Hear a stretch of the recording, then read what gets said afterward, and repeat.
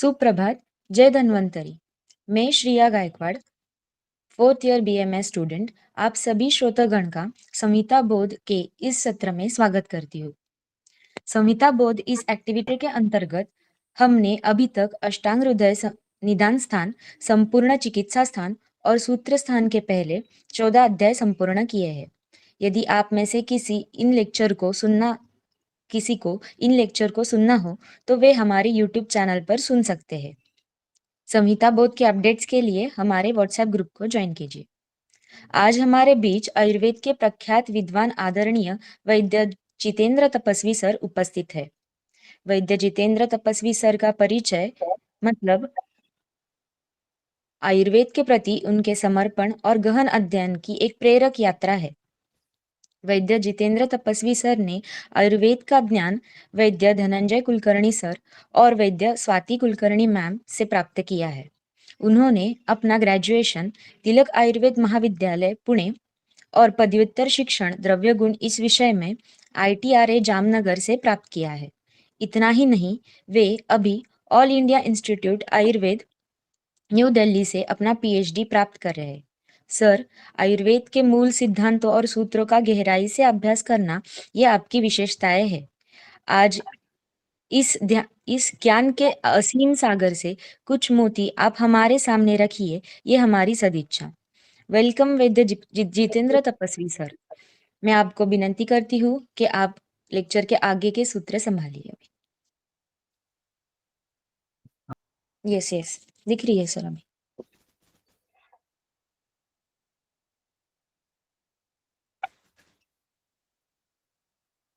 धन्यवाद।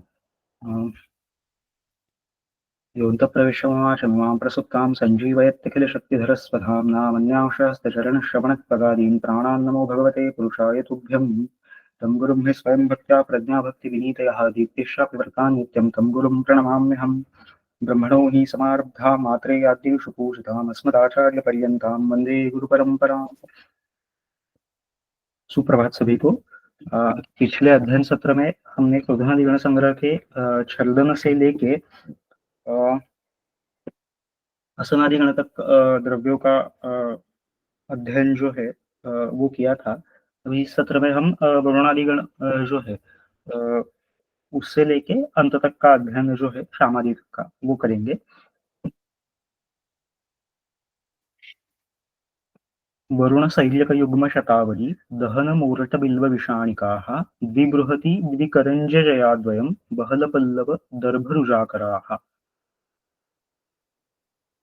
वरुण शैल्यक युग्म सहचर, पीत सहचर और नील सहचर, शैल्यक युग्म, शतावरी, दहन चित्रक, मोरट मूर्वा, बिल्व विषाणिका, विषाणिका का मतलब अजश्रृंगी जो है वो है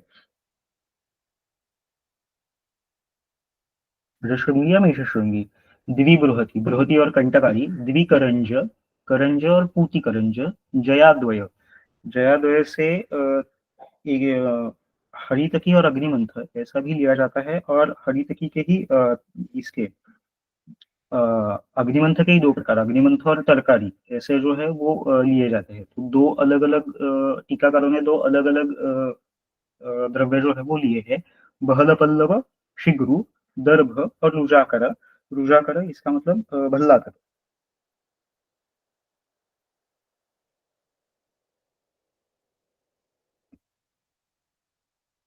एक टीकाकार ने हिंताल ऐसा भी दिया हुआ है। तो ये क्या करता है ये गण, तो वरुणादि कफम मेदो मंदाग्नित्वं नियच्छति आढ्यवातम शिरशूलम गुल्मम चांत सविद्रधिम। कफ और मेद इसका नाश करेगा। कफ के कौन कौन से गुणों का कौन कौन से गुण से बढ़ा हुआ कफ है तो उसके ऊपर काम करेगा। तो स्निग्ध, शीत और गुरु, इससे बढ़ा हुआ अगर कफ है तो उसके ऊपर अधिक पैमाने पे काम करेगा। दूसरे विषय से देखेंगे तो अग्नि ये इटसेल्फ स्पेसिफिकली आया हुआ है मंदाग्नित्व, मेद ये भी आया हुआ है फलश्रुति में, और बाद में नीचे की फलश्रुति में देखेंगे तो उससे अगर कॉमन निकलता है तो शिरशूल है, गुल्म है या विद्रधि है। इसमें कॉमन अगर हम दूसरे देखते हैं तो वो रक्त ये है। तो ये मेद, अग्नि और रक्त इसके ऊपर भी काम करेगा। आढ्यवात है, शिरशूल है, गुल्म है और अभ्यंतर विद्रवी है। ये सभी देखेंगे तो इस सभी फलश्रुति में कॉमन क्या है, तो गति विकृति, वायु की गति विकृति जो है वो कॉमन है।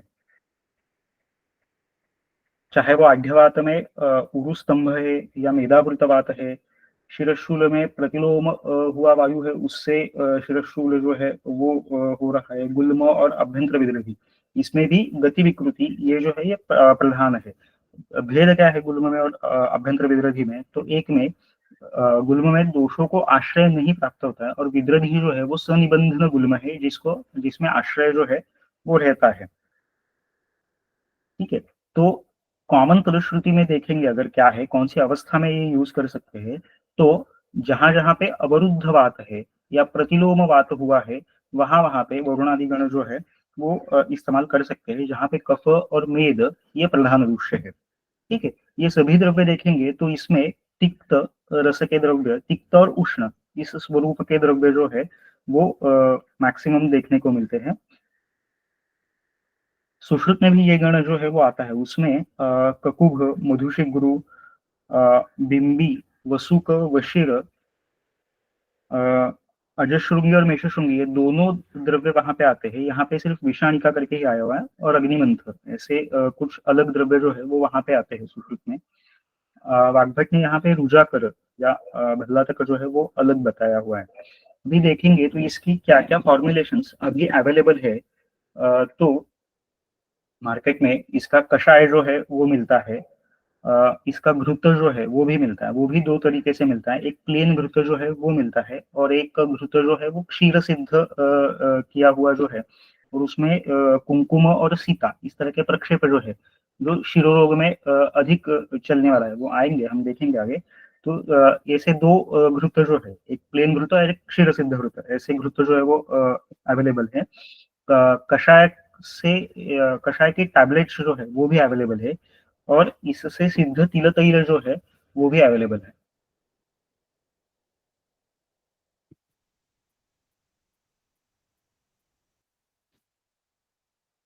ये देखेंगे तो वरुण है, शैल्यक युग्म, शतावरी,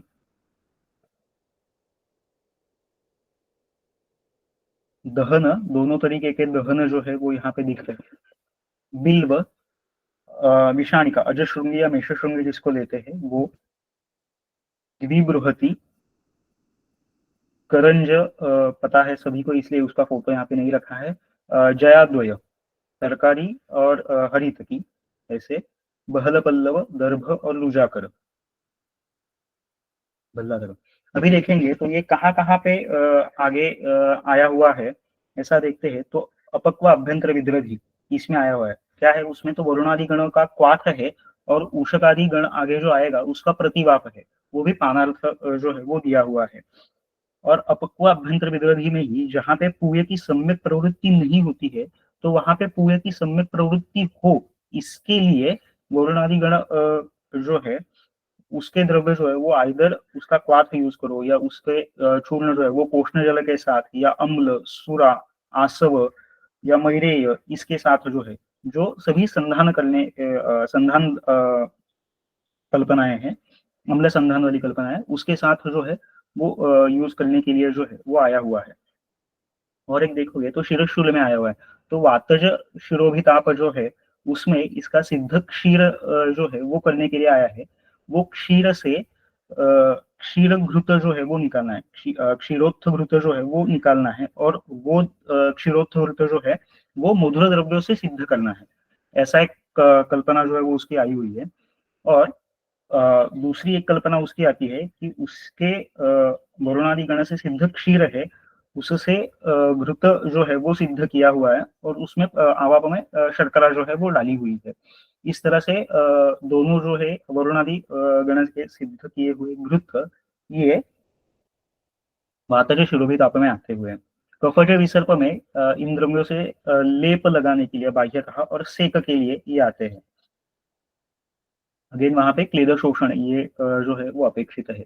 मक्कल शूल और अर्श, मक्कल शूल में देखेंगे तो यहाँ पे प्रसूत हो गई है गर्भिणी, तो प्रसूति पश्चात बस्ती मूर्धा और उदर, यहाँ पे शूल जब है तो उसको मक्कल शूल, इस तरह की संज्ञा जो है वो दी जाती है। तो वहां पे भी वरुणादि गणों का क्वाथ जो है वो, और पंचकोल और एला, ये उसके साथ जो है वो मिलाकर जो है वो वहां पे भी दी गई हुई है। Sir, next slide is not visible. कौन सी स्लाइड दिख रही है आपको? श्लोकाची स्लाइड दिसती आता. अच्छा, श्लोकाची दिसते. बरं, एकच मिनिट मी थांबवतो मग.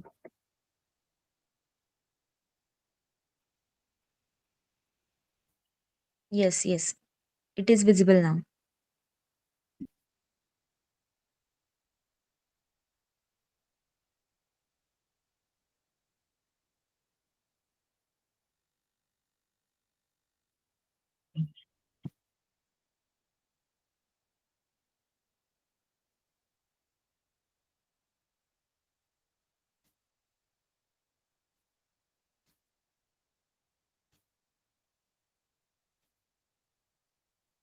अभी दिख रहा है? No sir.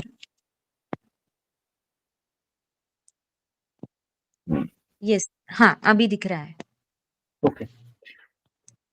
तो अर्श में भी जहाँ पे शकृत और मूत्र इसका प्रतिघात है, तो वहां पे भी वरुणादि गणों का क्वाथ जो है वो अवगाह और परिचित इसके लिए आया हुआ है. नीचे सूत्र भी उसका जो है वो दिया हुआ है, वरुण अलम्बुषा एरंडक कंटक पुनर्नव सुषभि और सुरभि. इससे इससे क्वाथ जो है, उष्ण क्वाथ जो है वो आया हुआ है.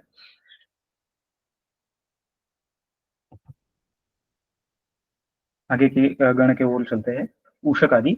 उषकस्तुत्थकम हिंगु काशीसद्वय सैंधवम स शिलाजतु कृच्छ्राश्म गुल्ममेद कफापहम. उषक. उषक क्षार मृत्तिका जो है वो, तुत्थ पता है सभी को, हिंगु, काशीसद्वय, काशीस और पुष्पकाशीस और पांशुकाशीस, सैंधव पता है, शिलाजतु, ये सभी जो है वो क्या है, तो कृच्छ्र, अश्म, अश्मरी, गुल्म, मेद, कफापह, ये सभी में देखेंगे तो क्या एक हिंगू छोड़ा तो बाकी सभी द्रव्य जो है वो पार्थिव प्रधान इस तरह के द्रव्य है. सभी द्रव्यों की कॉमन प्रॉपर्टीज अगर हम देखते हैं तो उष्ण, तीक्ष्ण और लेखन करने वाले इस तरह के द्रव्य है. तो इसमें भी कफ, मेद, मांस, इससे बना हुआ अवरोध अगर है तो वहां पे ये गण जो है वो अच्छी तरह से काम करेगा. फलश्रुति में कृच्छ और अश्म, अश्मरी भी आया हुआ है. तो कफ प्रधान अश्मरी में जो है ये बहुत अच्छी तरह से काम करता हुआ देखने को मिलता है. अगर आप अश्मरी की चिकित्सा भी देखोगे सूक्ष्म तरीके से, तो उसमें कुछ भेदन द्रव्य आते हैं, कुछ पातन द्रव्य आते हैं, इस तरह से अलग अलग द्रव्य जो है वो आते हैं. तो ऊषक आदि जो है वो उसमें से भेदन करने वाला द्रव्य जो है वो है अश्मरी का. और भी देखेंगे कि इस गण का प्रयोग कहाँ कहाँ पे आया हुआ है. तो मक्कल शूल में जैसा अभी हमने देखा कि वीरकरादि गण का क्वाथ है, उसमें प्रतिवाप के लिए आया हुआ है. अभ्यंतर विद्रभी है तो उसमें वरुणादि गण के क्वाथ में प्रतिवाप के लिए आया हुआ है. अपक्व अभ्यंतर विद्रभी में भी वरुणादि गण के क्वाथ में प्रतिवाप के लिए आया हुआ है. आप लेखन वस्ती भी देखोगे आगे कल्पस्थान में आते हैं वो भी. तो त्रिफला क्वाथ में उषक आदि गण का प्रतिवाप करने के लिए आया हुआ है. अश्मरी में भी देखोगे अभी जैसे बात हुई थी. तो अश्मरी की चिकित्सा में भी कषाय जो है वो दोष प्रत्येक अलग अलग कषाय है, लेकिन उसमें भी सिद्धघृत में कल्क के लिए उषक आदि गण जो है वो आतज अश्मरी में और कफज अश्मरी में दोनों में कॉमन आया हुआ है. क्वाथ दोनों दोष प्रत्येक अलग अलग आए, लेकिन प्रतिवाप या कल्क जो है वो सेम ही है. माता अश्वरी में एक पाषाण भेदादि क्वाथ आया और उषक आदि का प्रतिवाप इस तरह से आया हुआ है. अगले गण की तरफ चलते हैं. वेल्लंतर अरणिक, बूक, वृषाश्म भेद, गोकंटक, इत्कट, सहाचर, बाणकाशाः, वृक्षादनि, नल, कुशद्वय, गुंठगुंद्राः, भल्लूक, मोरट, कुरंट, करंभपार्थाः. वेल्लंतर, उशीर,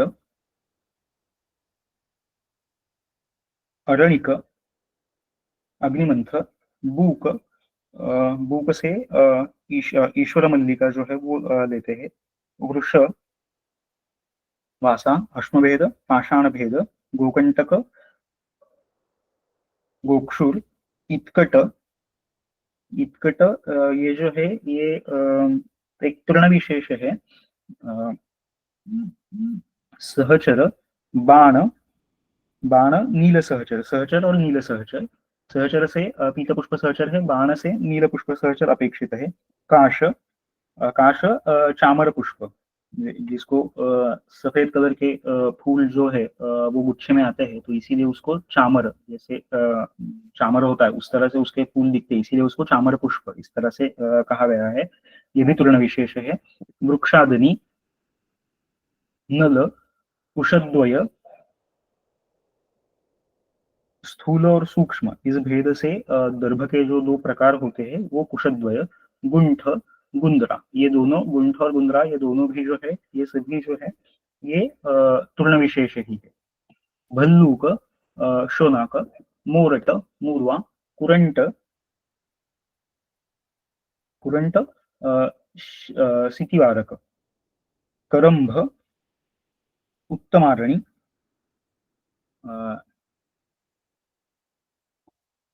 और पार्थाः, पार्थाः अर्जुन. ऐसा एक अर्थ लेते हैं. और दूसरा अर्थ पार्थाः का सुवर्चला या हुलहुल जिसे कहते हैं वो अर्थ लेते हैं. वर्गो वीरतराद्योयम हन्ति वातकृतान् गदान् अश्मरी शर्करामूत्र कृच्छ्राघात रुजाहर. कहाँ पे काम करेगा? तो वातकृतान् गदान्, वात प्रधान अवस्था में काम करेगा. कहाँ पे काम करेगा ये देखोगे तो फलश्रुति में अश्मरी, शर्करा, मूत्रकृच्छ्र, मूत्राघात और लुजाहर, ये सभी जो है ये अपान स्थान, स्पेसिफिकली बस्ती, यहाँ पे काम करने वाला है. कौन सी अवस्था में काम करेगा? तो जहाँ पे वायु की गति अवरुद्ध हुई है या वायु प्रतिलोम हुआ है वहां पे जो है ये काम करेगा.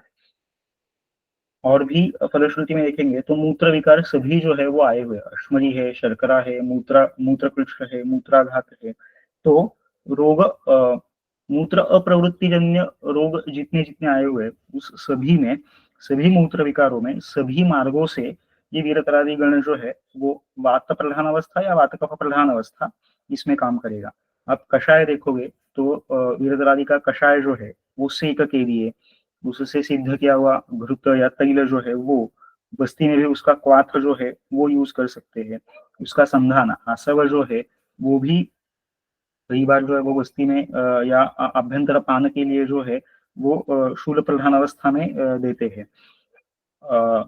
तीव्र शूल में वीरदर्वादी गण जो है वो उसका क्वाथ, गोक्षूर और लघु पंचमूल, इसका क्वाथ का अगर बस्ती जो है वो दिया निरूह की तरह है तो इससे भी बहुत अच्छा शूल शमन जो है वो देखने को मिलता है. इसका दक्षिण भारत की कंपनियों का कषाय जो है वो भी अवेलेबल है और आसव जो है वो भी अवेलेबल है.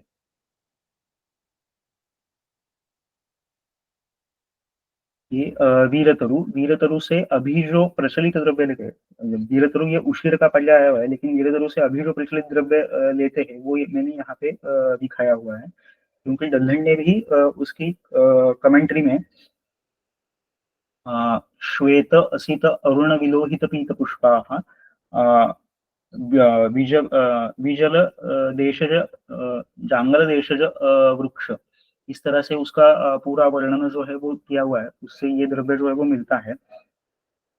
विलंतर, अरणिक, अग्निमंथ,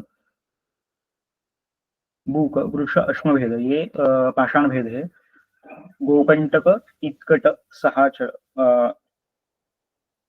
ये गोक्षुर है. ये चामर पुष्प जो बताया, काश जो है वो है. सहचर, वासा, वृक्षादनि, नल, और ये जो है ये करम्भ या सितिवार का जो है वो है, और ये जो है ये ईश्वर मल्लिका या बूक जो है उससे ये द्रव्य लेते हैं। ये कहाँ कहाँ पे आया हुआ है अभी आगे चिकित्सा में देखेंगे। तो वीरतरादि गण के क्वाथ से सिद्ध यवाबू की हुई है, और उससे ही वो फानी ताक्त करके जो है वो पानार्थ दी गई है। वीरतरादि गण के क्वाथ से भावित शिला जतु जो है वो मूत्राघात में आया हुआ है। और भी देखेंगे तो मूत्राघात में ये गण का प्रयोग जो है वीरद्रादि का, वो सभी तरह से, चाहे वो क्वाथ हो, पेया करने के लिए हो, सिद्ध जल हो, इन सभी तरह से बाह्य आभ्यंतर प्रयोग करने का विधान जो है वो आता है। मक्कल शूल में भी देखेंगे तो वीरतरादि गण का क्वाथ उषकादि द्रव्यों का प्रतिवाप जो है वो आया हुआ है। रसायन में भी देखोगे आगे जाके तो शिला जतु के अनुपान के लिए अश्मरी में जब शिला जतु का रसायन सेवन करने के लिए बताया गया हुआ है, तो उसके अनुपान के लिए जो है वो वीरतरादि गण का क्वाथ जो है वो आता है। पित्तज अश्मरी में भी वीरतरादि गण का सिद्ध घृत और कषाय जो है वो आता है। आगे के द्रव्य के आगे के गण के ओर चलते हैं। रौद्र, शाबरक रौद्र, पलाशा, जिंगिणी, सरल, कच्छलयुक्ताः, कुत्सिताम्ब, कदली, गतशोकाः, शैलवालु, परिपेलवमोचाः। रौद्र और शाबर रौद्र, ये दोनों रौद्र के प्रकार है। पलाश, जिंगिणी, सरल, कच्छल, युक्ताः, युक्ताः रासना, कुत्सिताम्ब, कुत्सिताम्ब से कदम्ब देते हैं। कदली, गतशोकाः, गतशोक अशोक, शैलवालु, परिपेलव, परिपेलव एक मुस्ता का एक प्रकार जो है वो है परिपेलव, मोचाः, मोचा शल्लकी। विषरोधादिको नाम मेदः कफहरो गणः, योनिदोषहरस्तंभि वर्ण्यो विषविनाशनः। रोधादिगण कैसा है? तो मेद और कफ इसका हरण करने वाला है, योनि दोष का हरण करने वाला है, स्तंभन करने वाला है, वर्ण्य है और विषघ्न इस तरीके का है। इसमें देखेंगे तो द्रव्यों का सामान्य रस जो है वो कषाय और शीत इस स्वभाव के सभी द्रव्य जो है वो इसमें आते हैं।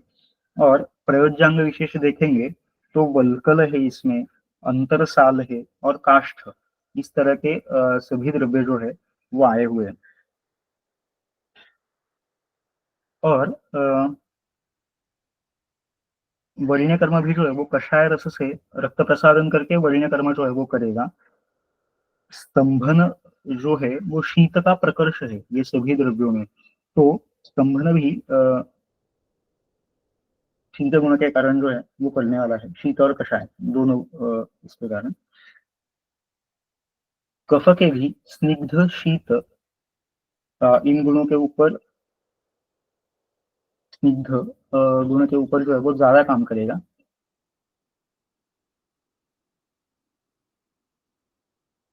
दूसरे विशेष में मेद ये साक्षात उसका उल्लेख जो है वो किया गया है। और वर्ण्य, विष विनाशन ये भी देखेंगे तो रक्त के ऊपर भी काम करने वाले कुछ द्रव्य जो है वो इसमें देखने को जो है वो मिलते हैं।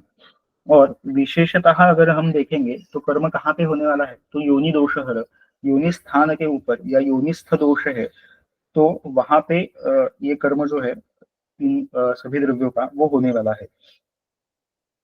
और योनिस्थ दोष है या योनि दोष है तो भी जब कफ प्रधान योनि दोष है तभी ये काम करेगा। जहाँ पे मुहु श्वेत स्राव है, योनि शैथिल्य है, योनि में क्लिन्नता है, स्राव है, दुर्गंधी इस तरह की योनि है या योनि का स्रंस जो है वो हो चुका है, ऐसे कफ प्रधान लक्षण है, तो वहां पे इसका इसके सिद्ध स्नेह का पिचू जो है योनि पिचू, ये जो है ये काम करेगा। वातप्रधान लक्षण है जैसे रोक्ष है, शूल है, योनि में कर्कशता है, तो वहां पे ये गण जो है वो कोई काम का नहीं रहने वाला है। और भी देखेंगे तो पांडुरासुरदर, यहाँ पे भी ये गणों के द्रव्य की वर्ती जो है योनि वर्ती करने के लिए आई है, और वो स्नेहाक्त योनि वर्ती जो है वो योनि स्थापन के लिए जो है वो आई हुई है। और भी देखेंगे तो मुख रोग जो है वो भी प्रायः कफ अस्र भूयिष्ठ इस तरह के बताए गए हुए। उसमें भी सुशिर नाम का एक मुख रोग है, उसमें छेदन और लेखन करने के बाद इसमें से ही कुछ द्रव्य जो है वो गंडूष करने के लिए जो है वो आए हुए हैं। जैसे ही योनि पे काम करेगा वैसे ही मेढक के ऊपर भी ये जो है ये काम कर सकता है, क्योंकि आगे आप सर्षपिका नाम का एक क्षुद्र रोग देखेंगे जो योनि और मेढक ये दोनों जगह पे होने वाला है। बाह्य और अभ्यंतर दोनों जगह पे कफ और रक्त ये उसमें प्रधान दोष दूष्य है। और स्वरूप क्या होता है उसमें, तो सर्षपाकार घन संहत पिटिका जो है वो निरंतर वहां पे जो है वो बनी हुई रहती है। तो वहां पे जो है वो लेखन करने के बाद वहां पे इसी द्रव्यों के कषाय का धावन जो है वो आया हुआ है, इसी द्रव्य के चूर्ण जो है वो अवचूर्णन के लिए आए हुए हैं। और इसी गण के द्रव्यों के सिद्ध तेल जो है वो वहां पे व्रण रोपण करने के लिए जो है वो बताए गए हुए हैं।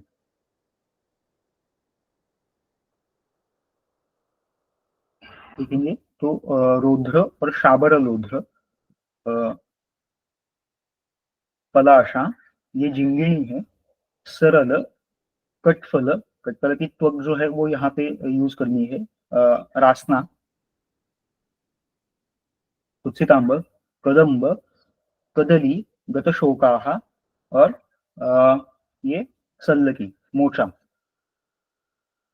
परिपेलव इसीलिए नहीं दिखाया है क्योंकि वो थोड़ा पेलवालू और परिपेलव ये बोटेनिकल आइडेंटिटी के लिए थोड़े कंट्रोवर्शियल है, इसीलिए यहाँ पे नहीं दिखाया है। इसका और प्रयोग कहाँ पे आता है, तो पित्तातिसार में पित्तातिसार का अनुबंध रहता है तो वहां पे भी क्वाथारी पांचों इसके जो है वो क्वाथ बनाओ, कल्क बनाओ, स्वरस बनाओ, या शीत कषाय या फांत, इस सभी में जो है वो आए हुए है। और प्रक्षेप में क्या डालना है, तो मधु जो है वो डालना है, अगेन स्तंभन करना जो है, क्योंकि इसका वहां पे भी मुख्य प्रयोजन है वो है। अगले गण के ऊपर चलते हैं। अर्कालर्कौ नागदन्ती विशल्या, भार्ंगी रास्ना, वृश्चिकाली प्रकील्या, प्रत्यक्पुष्पी पीततैलोदकील्या, श्वेतायुग्मन् तापसानाञ्च वृक्षः। अर्क, अलर्क, अर्क और अलर्क, श्वेतार्क, नागदंती, विशल्या, लांगली, भारंगी, रासना, वृश्चिकाली, प्रकील्या, प्रकील्या करंज, प्रत्येक पुष्पी, अपामार्ग, पीततैला, पीततैला इसका मतलब ज्योतिषमती है, क्योंकि ज्योतिषमती का तेल जो है वो दो तरीके से निकलता है, तो एक तरीके से अगर निकालेंगे तो उसका तैल जो है वो पीतवर्ण तैल जो है वो प्राप्त होता है, इसीलिए उसको पीत तैला इस तरह का पर्याय जो है वो आता है। उदकीरिया करंज का दूसरा भेद जो है पूकी करंज वो आया हुआ है। श्वेतायुग्मम तापसानांच वृक्षः, श्वेतायुग्म पिणी और पालिंदी ये है। पालिंदी में त्रिवृत जो है, त्रिवृत का एक प्रकार जो है वो लिया गया हुआ है। श्वेतायुग्मम तापसानांच वृक्ष, तापस वृक्ष इससे इंगुदी जो है वो ली जाती हुई है, क्योंकि पुराण काल में आश्रम के जो ऋषि मुनि थे उनके आश्रम के आजू बाजू में ये बहुत सारे वृक्ष जो है इसके रहते थे, और इसके फल से निकाला हुआ तैल जो है वो आश्रमों में दीप जलाने के काम में और इसमें भी प्रयुक्त जो है वो होता था, इसीलिए इंगुरी का एक पर्याय जो है वो तापस वृक्ष इस तरह का भी आता है। ये सभी द्रव्य देखते हैं तो ये कैसे है सभी द्रव्य, तो कटु, कटु, कटुरस, कटुविपाक, उष्णवीर्य, लघु रूक्ष और आत्यंतिक तीक्ष्ण है। इसमें से कुछ जैसे लांगली है, वो सविषत्व रखने वाले भी कुछ द्रव्य जो है वो है।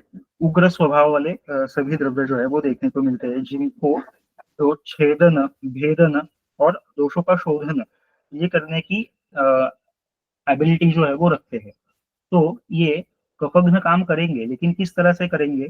तो कफ जब स्निग्ध, शीत, गुरु इस तरीके से प्रकोपित हुआ है वहां पे काम करेंगे।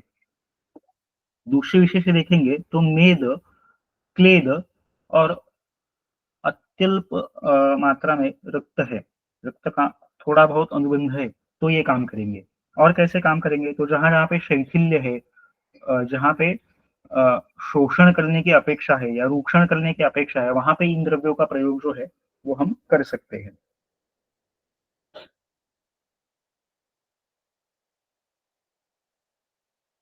अभी आप देखेंगे तो अर्कादि भी कफघ्न है, आर्कबधादि भी कफघ्न है और असनादि भी कफघ्न है। लेकिन इन तीनों के कफघ्न कर्म में जो है वो बहुत अंतर है।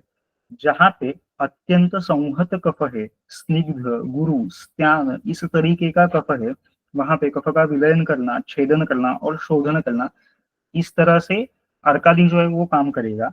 आरक बदहरी जो है वो आप देखेंगे तो बहुसंख्य जो है वो तिक्त रस वाले द्रव्य है। तो जहाँ पे क्लेद दृष्टि ज्यादा है, वहां पे कफ का पाचन करके और विशोषण करके जो है वो आरक बदहरी काम करेगा। और असनादि जो है, असनादि में हमने देखे थे कि सभी तिक्त, कषाय, शीत इस तरह के सारवान वृक्ष है। तो जहाँ पे कफ द्रव गुण से बढ़ा हुआ है या मेद जो है वो द्रव गुण से बढ़ा हुआ है, उसमें शैथिल्य जो है वो ज्यादा है, तो वहां पे वो शैथिल्य का शोषण करके जो है, द्रवत्व का शोषण करके वो कफ, मेद और उसकी संहति जो है वो बढ़ाएगा। मेदो दार्ढ्य, कफ का दार्ढ्य निर्माण करके जो है, धातु शैथिल्य शैथिल्य का नाशन करके जो है वो आसन आदि काम करेगा।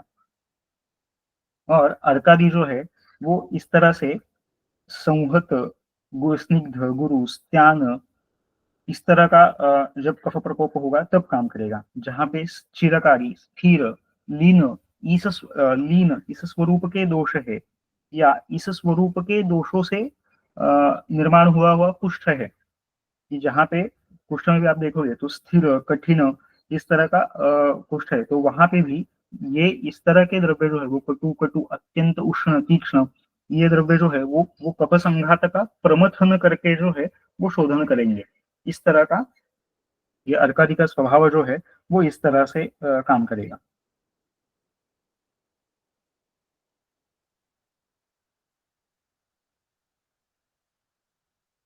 ये अर्क, अलर्क, श्वेतार्क, नागदंती, विशल्या, लांगली, भारंगी, रास्ता हमने पहले देखी है।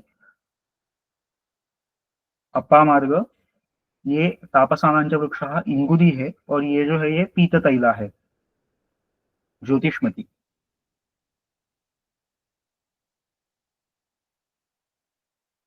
आगे चलते हैं। सुरसयुग फणिज्यं, कालमाला विडंगम, खरबुस, वृषकर्णी, कट्टलंकासमर्दः, क्षवक, सरसी भारंगी, कार्मुका, काकमाशी, कुलहल विषमुष्टि, भूस्तृणो, भूतकेशी।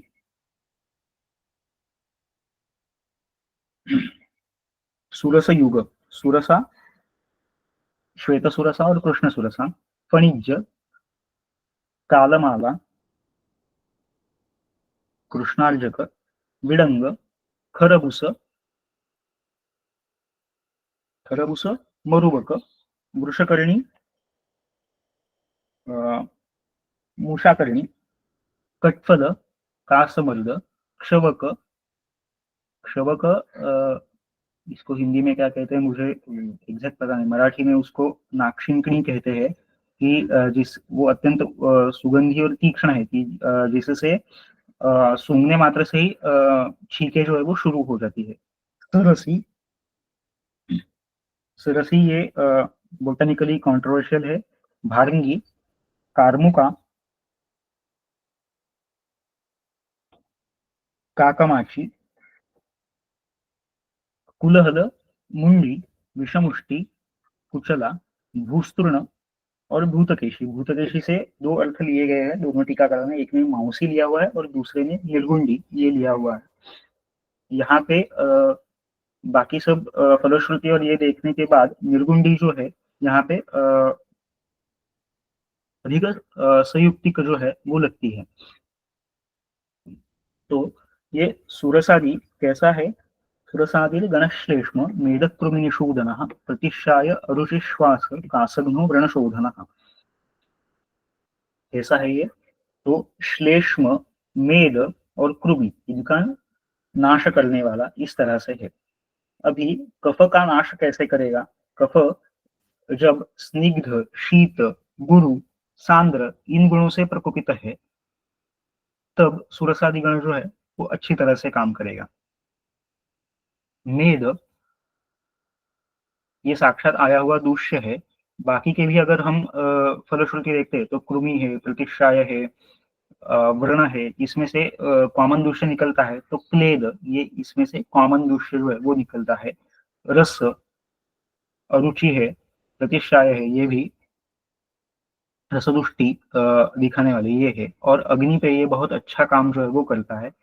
क्या करेगा ये? तो रूक्षण और वातानुलोमन जो है वो करेगा।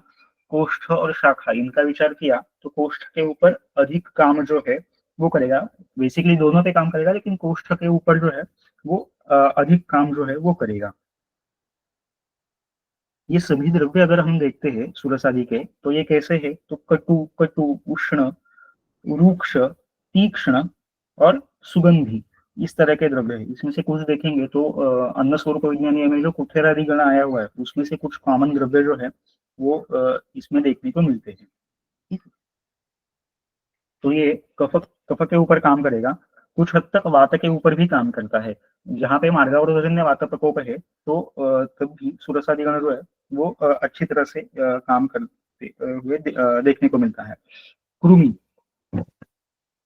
जहाँ पे सतत क्लिन्नता की वजह से कृमि बनने की टेंडेंसी है। तो कृमि की चिकित्सा में आप देखोगे तो कृमि प्रकृति विघात ये जो है तो वहां क्या करना है? तो क्लेद संचिति जो है वो होने नहीं देनी है।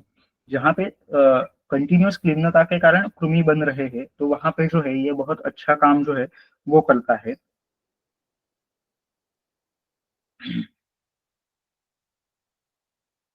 क्लेद विकृति जहां जहां पे है, क्लेद बनने की टेंडेंसी जो है वो हो चुकी है। मतलब आप देखोगे कि कई बार शरीर जो है वो इस तरह का बन जाता है कि कुछ भी अगर हम लेते हैं अक्लेदवर्धक आहार भी लेते हैं तो भी उससे क्लेदवर्धन जो है वो हो जाता है।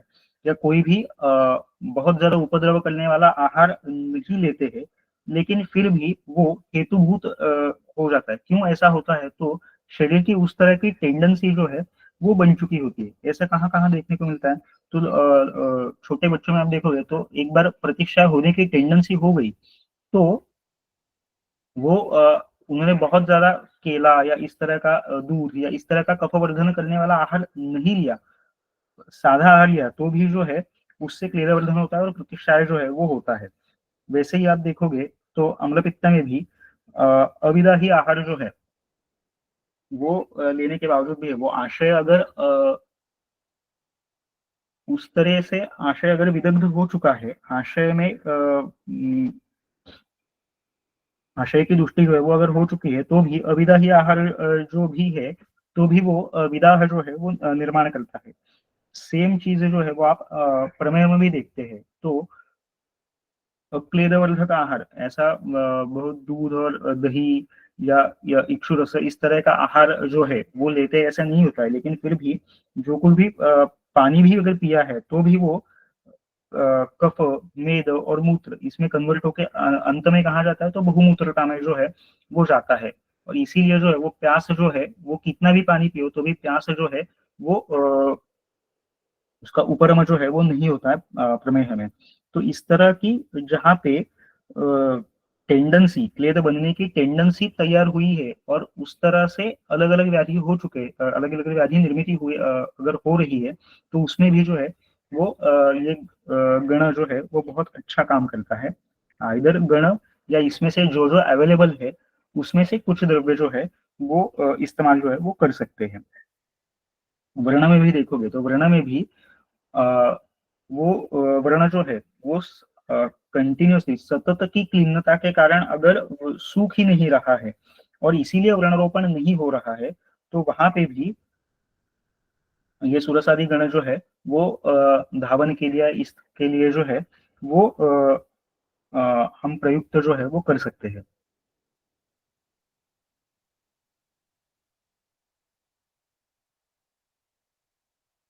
कासमर्द है ये निर्गुंडी, मूषककर्णी, अ, विषमुष्टि, कुलहल, मुंडी, मरुवक और ये फणिज्यक है। अभी ये भी देखेंगे तो आगे कहाँ कहाँ पे आया हुआ है, तो उपनाह के लिए भी ये सुरसादी गण जो है वो आया हुआ है, जहाँ पे कफ संश्लिष्ट का दोष है वहां पे। मेदोज वृद्धि की चिकित्सा में भी देखेंगे तो रुग्ण को सुस्विन्न करने के बाद जो है वो सुरसादी गण का कल्क जो है वो मूत्र में ये करके जो है वो उपनाह के लिए जो है वो देने के लिए बाह्यतः प्रयोग करने का विधान जो है वो आया हुआ है। क्वाथ में भी आप देखोगे इसका क्वाथ कहाँ कहाँ पे आया हुआ है, तो प्रमेह की चिकित्सा में भी जो है वो आस्थापन के लिए, निरूपण के लिए, गुल्हादो शोधन हो जाने के पश्चात जहाँ पे आस्थापन देना है वहां पे इसका क्वाथ जो है वो आता है। कृमि में भी जो देखेंगे तो सुरसादी गण जो है इसका मूत्र में क्वाथ करने के लिए आया हुआ है, और उसके बाद उसका निरूह जो है मूत्र में किया हुआ क्वाथ का निरूह जो है वो देने का विधान है। वर्ण रक्षा करने के लिए धावन और पूर्ण, इन दोनों तरीकों से सुरसादी गण का क्वाथ जो है वो आया हुआ है। दुष्ट वर्ण है या मेह कुष्ठ, इस तरह के वर्ण है। ये भी देखो आप तो आत्यंतिक क्लीनता है, कंटिन्यूअस क्लीन है। एक कूप का ये देखो, कूप के आजू बाजू की मिट्टी जो है वो कंटिन्यूअस पानी पानी पानी के कारण जो है वो उसको ना कभी खुली हवा मिलती है ना कभी खुला धूप जो है वो मिलती है, और इस तरह के सतत के क्लीनता के कारण, सतत के जल संचय के कारण जो है वो वहां पे आ, वो हमेशा गीली ही रहती है वो मिट्टी। उस तरह से मेह और कुष्ठ या में एक आत्यंतिक क्लीनता के कारण जो है वो वृणारोपण होता ही नहीं है, तो वहां पे भी जो है वो क्षालन के लिए जो है वो सुरसादी गण का क्वाथ जो है वो प्रयुक्त कर सकते हैं। वमन में भी मदन फल पिप्पली जो है वो सुरसादी गण के क्वाथ से भावित करनी है, और उससे जो है वो तिल शाली तंडुल ये पिष्ट करके जो है उसके क्वाथ से शुष्कुली अपूप या भक्ष्य जो है वो बनाने के लिए आए हुए कृमि चिकित्सा में, वमन में। इसका चूर्ण जो है वो कृमि में मधुयुक्त लेहन करने के लिए जो है वो भी आया हुआ है।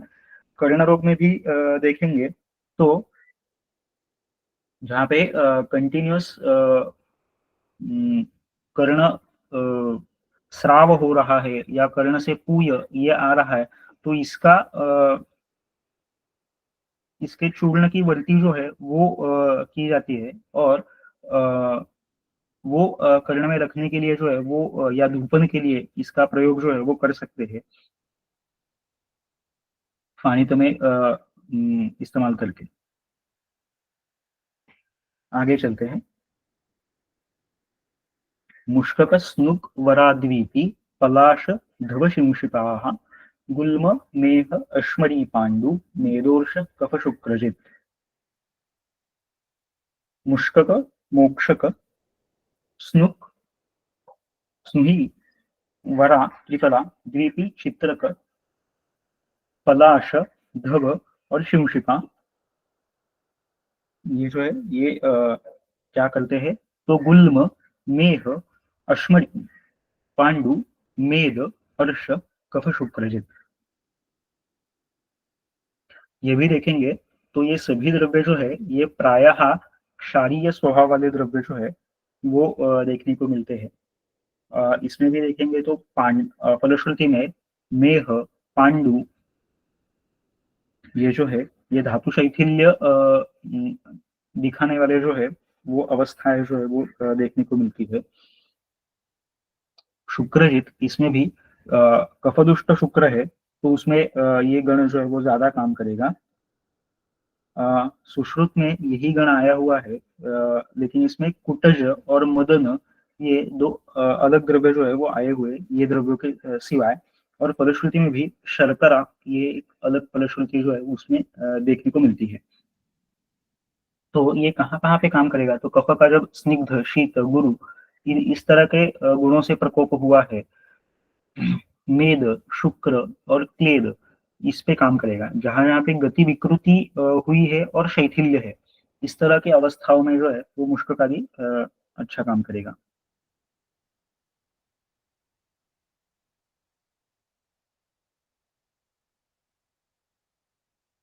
ये मुष्कक है, मोक्षक, ये आमलकी है, और ये स्नुही है। सुरसादी के बारे में एक बताना भूल गया मैं। तो सुरसादी में उसका तैल और आसव, ये दोनों कल्पनाएं जो है वो दक्षिण भारत की कंपनियां जो है उनके अवेलेबल है।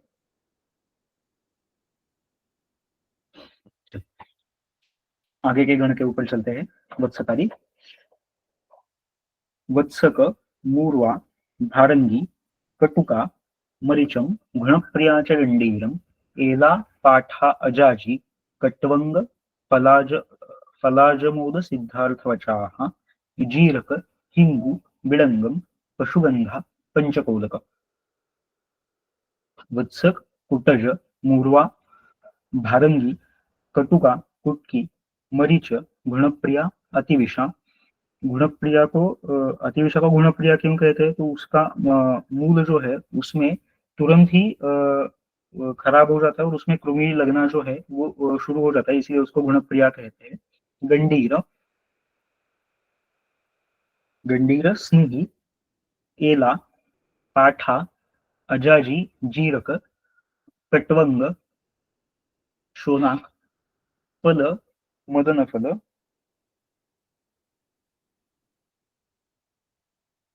अजमोदा,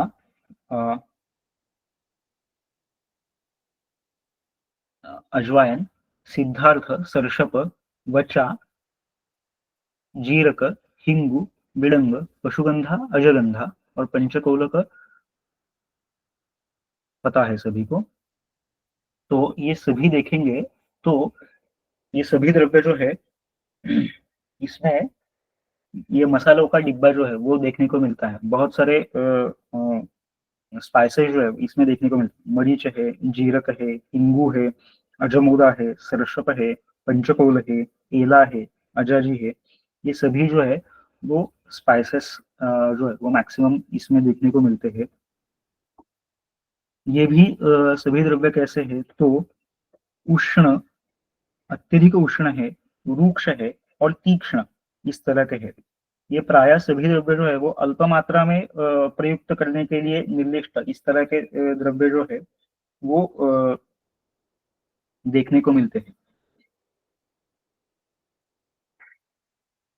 तो वायु का शीत गुण के कारण प्रकोप हुआ है, या कफ जो है वो स्निग्ध और शीत इस तरह से प्रकोपित हुआ है इन गुणों के कारण। और दूषों में मेद, रस, क्लेद और अग्नि, ये दूष्य समाविष्ट है, तो ये अधिक काम करेगा। कोष्ठ के ऊपर अधिक काम करेगा। जहां जहां पे अवरुद्ध स्रोतस है, या वायु की गति जो है वो अवरुद्ध हुई है, यहाँ पे आप देखो पीनस है, गुल्म है, अर्श है, शूल है, इस तरह के अवस्थाओं में वायु की अवरुद्ध गति है, तो वहां पे ये जो है वो अत्यधिक अच्छा काम जो है वो करेगा। अग्निदीपन करेगा, वायु की गति जो है वो नियमित करेगा और पाचन करेगा। इस तरह का ये पूरा का पूरा वत्सकादि गण जो है वो है। अभी देखेंगे तो सूरसादि भी कफग्न थे, कफग्न गण में आया हुआ है, वत्सकादि भी कफग्न गण में आया हुआ है। तो इन दोनों में डिफरेंस क्या है, तो सूरसादि जो है वो क्लेद शोषण करके कफग्न काम जो है वो अच्छा करेगा, और वत्सकादि जो है वो अग्नि अच्छा करके, अग्नि में सुधार लाके जो है वो कफग्न काम जो है वो करेगा। अग्नि अच्छा नहीं है, इसीलिए कफवर्धन बार बार हो रहा है। या अग्नि अच्छा नहीं है और बार बार ज्वर जो है वो आ रहा है, अग्नि अच्छा नहीं है इसीलिए मल संचय हो रहा है और उस के कारण जो है वो अर्श की उत्पत्ति हो रही है, तो वहां पे अग्नि का कर्म जो है वो अच्छा करेगा, कफ आम इसका क्षपण करेगा और अग्निदीप्ति करके जो है वो ये सभी संप्राप्तियों में जो है वो विजय जो है वो प्राप्त करवा के देगा। इस तरीके का ये वत्सकादि गण जो है वो है।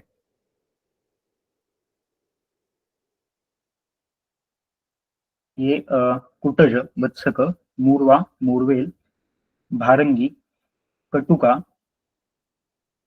ये गुणप्रिया है, अतिविषा, और ये पशुगंधा या अजगंधा है। और ये सब हमारा मसालों का डिब्बा जो है वो आ गया। जीरक, हिंगू, बिड़ंग, ये पंचकौल है, पिप्पली, पिप्पली मूल, चौव्य, चित्रकनागर, अजमोदा, मरीच, एला, सरशप और वचा। इसमें से बहुत सारे द्रव्य जो है वो इजीली क्लिनिक में अवेलेबल हो जाते हैं, तो यथालाभ यूज करने के लिए ये बहुत अच्छा गण जो है वो है। अभी देखेंगे तो इसकी क्या क्या कल्पनाएं आगे आई हुई है। तो इसका कल्क जो है वो उदर में आया हुआ है, मूत्रवर्ती या मूत्र गुटिका जो है वो निर्माण करने के लिए। तो ये गण जो है वो पूरा कल्क, लवण और स्नुक्षीर ऐसा डाल के जो है वो मूत्र में पाक करना है, और वो जो है उससे जो गुटिका निर्माण होगी वो यथाबल 3 या 4 मास तक जो है वो दे सकते हैं। श्वास काश में अगर देखेंगे तो विदारियादि गण का क्वाथ आया हुआ है, और ये वत्सकादि गण का कल्क जो है वो आया हुआ है, और पंचलवण इनसे बना हुआ सिद्ध वृत्त जो है वो आता हुआ है, आया है।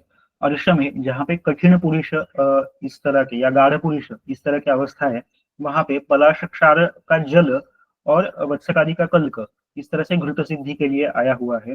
प्रमेय में भी देखेंगे तो असनादि अयस्कुल्टी है या लोहारिष्ट है, उसमें भी ये कल्क फॉर्म में जो है वो आता है। कुष्ठ में असनादि अयस्कुल्टी की तरह ही आरकबधारी अयस्कुल्टी और निग्रोधारी अयस्कुल्टी जो है वो आई हुई है, उसमें भी इसका कल्क जो है वो आया हुआ है। अब छोटे बच्चों को होने वाले जो अलग अलग व्याधि है उसमें भी जो शीत ऋतु और वसंत ऋतु में होने वाले कफ के संचय और प्रकोप में होने वाले जो व्याधि है, वहां पे भी इससे इसका कल्क जो है वो आया हुआ है। जहां जहाँ पे संतर्पणोत्थ व्याधि है वहां पे वमन के लिए मदन फल का क्वाथ और इसका क्वाथ और कुछ अन्य द्रव्य ऐसा जो है वो वमन के लिए निर्दिष्ट जो है वो है। इसका सिद्ध वृत्त जो है वो कपज उदर में स्नेह शोधन पूर्व स्नेहपान के लिए जो है वो आया हुआ है। इसका ही क्वाथ देखेंगे तो कपज ज्वर में आया हुआ है। मक्कल शूल में वत्सकादिगण का क्वाथ और सलवण इस तरह से आया हुआ है। प्रमेह पिटिका में भी पाना और अन्न, पानान्य वत्सकादिना ऐसा वहां पे निर्देश जो है वो आता है। कफ के लिए जो बस्ती है वो आया हुआ है, आरग्वारी सक्षौद्राहा। आरग्वारी 3 क्वाथ जो है वो कफ में बस्ती के लिए जो है वो आते हैं। विरेचन कल्प में भी आप देखेंगे तो हरि तक्यादि का कल्क और वत्सकादि का क्वाथ इस तरह से विरेचन के लिए भी कफ प्रधान अवस्था में देने के लिए जो है वो आया हुआ है। इसका ही सिद्ध तेल जो है वो कफज गलगंड में पान के लिए जो है वो आया हुआ है। वत्सकादि गण का चूर्ण जो है वो मक्कल शूल या अपरासंग इसमें मध्य के साथ देने के लिए जो है वो आया हुआ है। पुरुस्तंभ में भी यही वत्सकादि गण जो है वो ससैंधव जो है वत्सकादिर हरिद्रादिर वचादिर्वा ससैंधव ऐसा जो है वो सूत्र आता है, वहां पे भी आया हुआ है।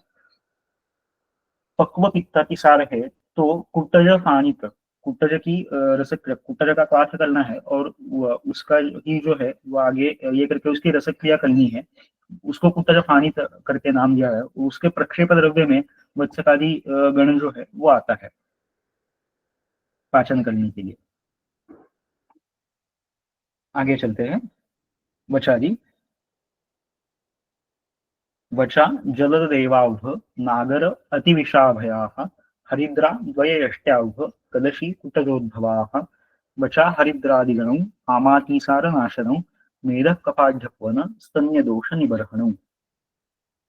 यहाँ पे दो गण जो है वो आए हुए हैं, वचादि और हरिद्रादि।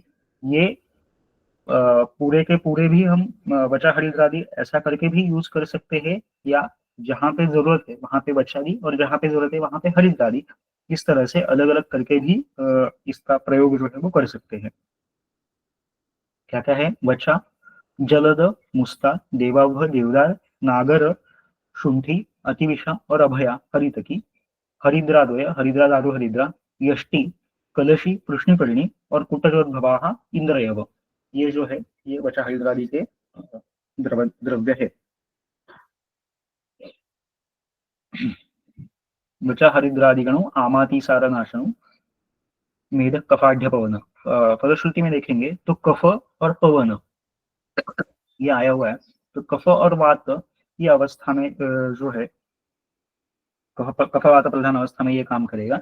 उसमें भी अगर देखेंगे तो वचादि जो है वो कफवात प्राधान्य में और हरिद्रादि जो है वो पित्त प्राधान्य में जो है वो अधिक काम जो है वो करने को करता हुआ देखने को मिलता है। दूषों के ऊपर जाएंगे तो मेद, स्तन्य दोष इस तरह का है। तो मेद और रस और स्तन्य ये जो है वो साक्षात उल्लेख जो है उसका आता है। ये क्या करेगा? तो आमाति सार नाशन इस तरह का है, तो पाचन करेगा और कोष्ठ और शाखा दोनों के ऊपर काम करेगा। कोष्ठ के ऊपर अत्यधिक काम जो है वो करने वाला है। सुश्रुत में देखेंगे तो वचादि में नागर की जगह वहां पे नागकेशर ये एक द्रव्य जो है वो अलग से आया हुआ है। तो ये करेगा क्या क्या? तो दोष पाचन ये जो है वो वचादि करेगा। प्रायः कफवात प्रधान दोष है, साम दोष है, अन्नव स्रोत के ऊपर ज्यादा काम करेगा। कोष्ठ, रस, अप टू सम एक्सटेंड मेद इसके ऊपर काम करने को देखने को मिलता है। इसमें से बहुत सारे द्रव्य जो है वो आप देखोगे तो स्तन्य शोधन महाकषाय में भी जो है वो वर्णित किए हुए इस तरह के भी है। पित्त प्रधान अवस्था में जैसे कहा हरिद्रादि जो है वो पित्त प्रधान अवस्था में अधिक अच्छा काम जो है वो करता हुआ देखने को मिलता है। वचा, जलद, देवाभ, नागर, अतिविषा, अभया, हरिद्राद्वय, हरिद्रा दारु हरिद्रा, यष्टि, कलशी, कृष्णकर्णी और पुटजो, इंद्रयो। अभी इसका क्वाथ जो है वो कहाँ कहाँ पे आया है? तो द्रवस्वेद में वचादि क्वाथ जो है वो आया हुआ है। द्रवस्वेद में कफवात अब गुग्गुलू देखेंगे, गुग्गुलू का रसायन में तो जहां जहां पे कफवात जो व्याधि है वहां पे गुग्गुलू के अनुपान के लिए जो है वो ये वचादि वचा हरिद्रादि जो है वो आता है। अतिसार में जहाँ पे मध्य दोष है वहां पे पाचन के लिए जो है ये वचादि का प्रयोग जो है वो किया गया हुआ है। इसका चूर्ण देखेंगे तो वो भी अतिसार में मध्य दोष में पाचनार्थ जो है वो आया हुआ है। आमाशयगत वात में वमन करने के बाद संसर्जन के बाद जो है वो वचादि जो है वो इस्तेमाल करने का विधान जो है वो आया हुआ है। आढ्यवात या उरुस्तंभ में भी ये बचा हरिद्रादि गण जो है वो सैंधव के साथ जो है वो इस्तेमाल करने का विधान जो है वो आया हुआ है।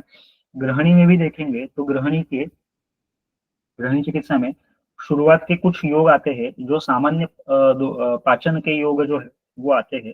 उसमें भी ये जो है ये वचादि गण जो है वो आया हुआ है पूरा, और वो भी ससैंधव ईशत सैंधव युक्त करके जो है वो देने के लिए आया हुआ है। बाद में क्षीरालसक या त्रिदोष दुष्ट स्तन्य से होने वाले जो व्याधि है वहां पे भी वमन करने के बाद संसर्जन करना है, और उसके बाद वचादि और हरिद्रादि ऐसा सेपरेट सेपरेट भी यूज कर सकते हैं, या पूरा का पूरा जो है वचा हरिद्रादि ऐसा भी यूज करने का विधान जो है वो आया हुआ है। हरिद्रादि गण जो है वो पित्तातिसार का अनुबंध रहा तो उसमें प्रयोग करने के लिए जो है वो साक्षात आया हुआ है। इससे और अलग देखेंगे तो उन्मार्गी भगंदर जो है उसमें भी प्रत्याख्यान करके जो है वो वचारी पाचन देने का विधान जो है वो आता है। और उदर में भी देखेंगे तो मूत्रवर्ती या मूत्र गुटिका जो है वो निर्माण करने के लिए ये वत्सकादि का कल्क, लवण और स्नेहिक क्षीर ये जो है ये अलग अलग मूत्रों में उसका पाक करना है। और उससे जो बाद में गुटी बनेगी, जिसकी रसक क्रिया बन के जो उसकी गुटी या वर्ती जो है वो बनेगी, वो यथाबल 3 या 4 मास जो है वो देने के लिए बताई गई हुई है। आगे चलते हैं।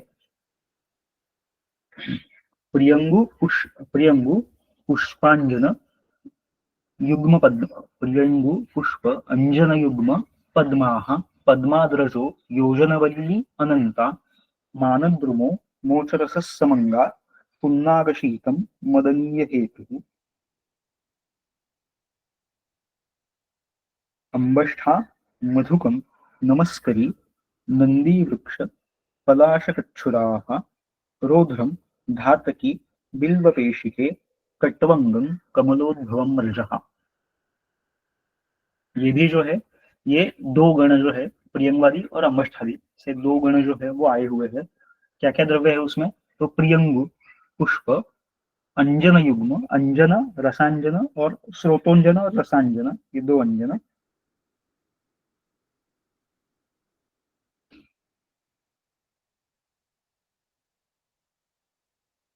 पुष्प से पुष्पांजन जो है वो लिया गया हुआ है, और अंजन युग्म से स्रोतोंजन और रसांजन युग्म।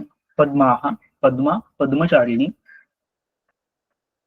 या पद्मा भारंगी, ऐसा दो टीकाकरण ने दो अलग अलग अर्थ लिए हुए हैं। पद्माकर जो कमल केसर जो है वो योजनवल्ली, योजनवल्ली मंजिष्ठा अनंता दुरालभा मानद्रुमो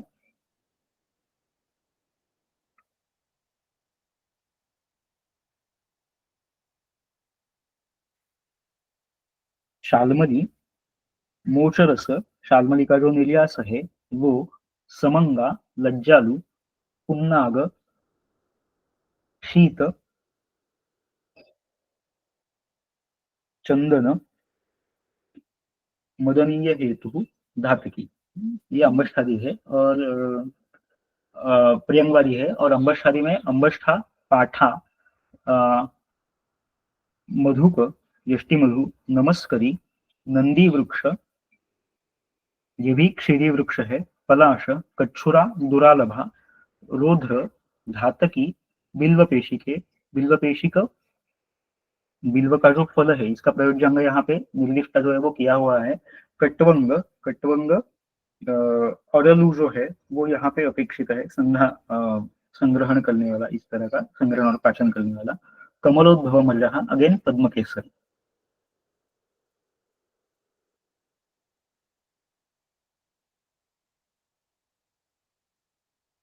ये भी दोनों द्रव्य देखेंगे, दोनों गण देखेंगे, तो इसमें स्पेशली प्रियंगवादी में मानद्रुम या शाल्मली जो है वो सुश्रुत में नहीं आई हुई है, यहाँ पे अलग आई हुई है। और सुश्रुत में प्रियंगवादी में नागकेशर कुचंदन और कुंभिक, ये अलग आए हुए हैं जो यहाँ पे नहीं है।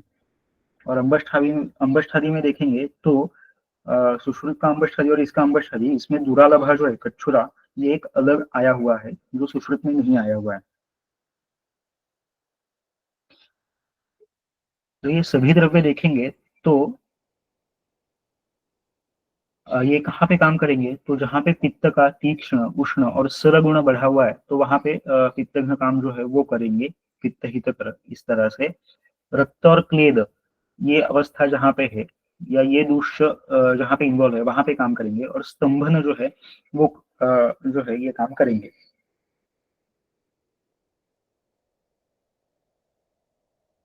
इसमें से ही कुछ द्रव्य जो है वो अगर बाद में देखते हैं तो मदात्य में दाह शांति के लिए जो लेप आए हैं वो इसमें से ही कुछ द्रव्य जो है वो आते हैं। पित्तदुष्ट स्तन्य अगर है और उससे ताम्राभास पित्तदुष्ट स्तन्य है, उससे हृदय उद्वेष्टन इस तरह से हो रहा है, तो वहां पे उसमें प्रियंगु मुस्ता शाबरलोध इस तरह की कुछ द्रव्य जो है वो आते हैं। बालामय है तो उसमें भी बच्चों को तृष्णा अतिसार छल्दी इस तरह के है, तो उसमें भी प्रियंगु अंजन मुस्ता इस तरह के इस गण के द्रव्य जो है वो तंडुलोदक और मधु इसके साथ जो है वो आते हैं। पिल्ल रोग जो है जो पित्त और रक्त प्रधान है, दीर्घ कालानुबंध से होने वाला है, तो वहां पे भी वमन, विरेचन, रक्तमोक्षण और लेखन, इसके बाद जो है वो इसमें से ही प्रियंगु, लोध्र, पद्मकेसर, चंदन, यष्टिमधु, इन सभी द्रव्यों का बिड़ालक जो है वो करने के लिए आया हुआ है। बाद में शल्यजा नाड़ी जो है वहां पे भी इसमें से ही कुछ द्रव्यों से सिद्ध किया हुआ तेल, बिल्व है, प्रियंगु है, मुस्ता है, लोध्र है, मोचरस है, धात्री पुष्प है, इससे इन द्रव्यों के कल्क से सिद्ध किया हुआ तेल जो है वो वर्णरोपण के लिए जो है वो आता है। सभी द्रव्य देखेंगे तो ये कैसे है, तो ये कषाय प्रधान है, क्लेद शोषण करने वाले इस तरह के है। सुकुमारों को भी सुकुमार व्यक्तियों को भी चल सकते हैं इस तरह के अतीक्ष्ण द्रव्य जो है वो है, या सुकुमार स्थान में कर्मों की अपेक्षा है, शरीर में सुकुमार स्थानों में कर्मों की अपेक्षा है, तो भी ये द्रव्य जो है वो हम प्रयुक्त कर सकते हैं।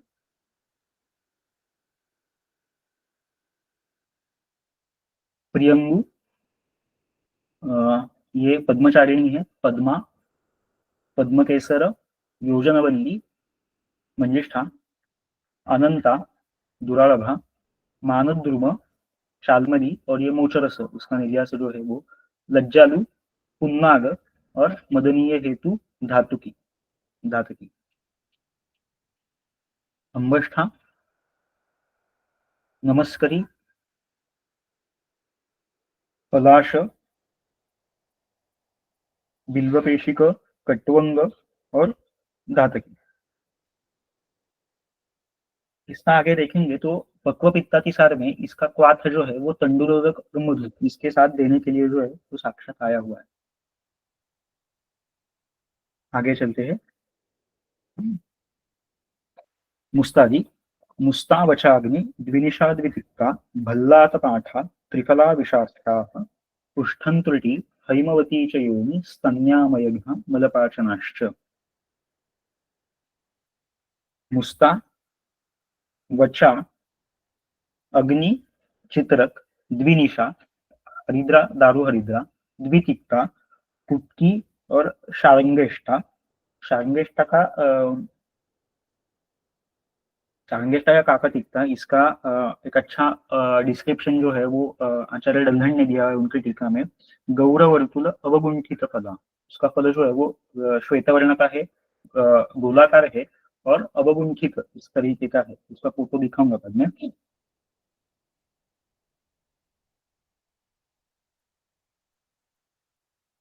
भल्लात, पाठा, त्रिफला, विशाख्याः, अतिविषा, कुष्ठम, त्रुटि, हैमवती च योनि, कुष्ठ, त्रुटि, एला, हैमवती, हेमवती वचा, ये क्या करता है, तो योनि, स्तन्यामयघ्न और मलपाचन, इस तरह का है। कहाँ पे कहाँ पे काम करेगा ये, तो कफवात ये प्रधान है, रस के ऊपर काम करने वाला, रसगामी दोष है, रसगामी पाचन करना है तुरंत से, तो ये इस्तेमाल कर सकते हैं, क्योंकि योनि और स्तन्य ये दोनों स्थान जो है वो रस के जो उपधातु है वो निदर्शित करने वाले स्थान जो है वो यहाँ पे है, तो स्तन्य पे काम करेगा, योनि पे काम करेगा, रस पे काम करेगा, और पाचन जो है वो करेगा। पिछले पहले वचा हरिद्रादि भी आया हुआ है और ये मुस्तादि भी आया हुआ है, तो दोनों को कंपैरिजन देखेंगे तो वचा हरिद्रा की कंपैरिजन में मुस्तादी जो है वो अधिक पाचन करने वाला इस तरह का है। आगे चिकित्सा में भी देखेंगे तो जहाँ पे कफदुष्ट स्तन्य है तो वहां पे बालक और धात्री इनको वमन करने के बाद जो है वो संसर्जन क्रम करने के बाद जो है वो मुस्तारी का क्वाथ जो है वो पाचन करने के लिए आया हुआ है। जैसे रस के ऊपर काम करता है, वैसे ही आप देखोगे तो प्रमेह में पाचन करने के लिए भी जो है वो इसका क्वाथ जो है इसमें से त्रिफला है, मुस्ता है, देवदार है, हरिद्रा है, ये द्रव्यों का क्वाथ जो है वो प्रमेह में भी शुरुआती के पाचन कषाय योगों में जो है वो आया हुआ है। कुपूर्ण का जो है, जो छोटे बच्चों को होने वाला व्याधि जो है उसमें भी वमन और विरेचन ये करने के बाद जो है वो स्तन के ऊपर लेप करने के लिए हरिद्राद्वय, पिप्पली, मुस्ता इस तरीके के द्रव्य जो है वो इसी गण के आते हैं।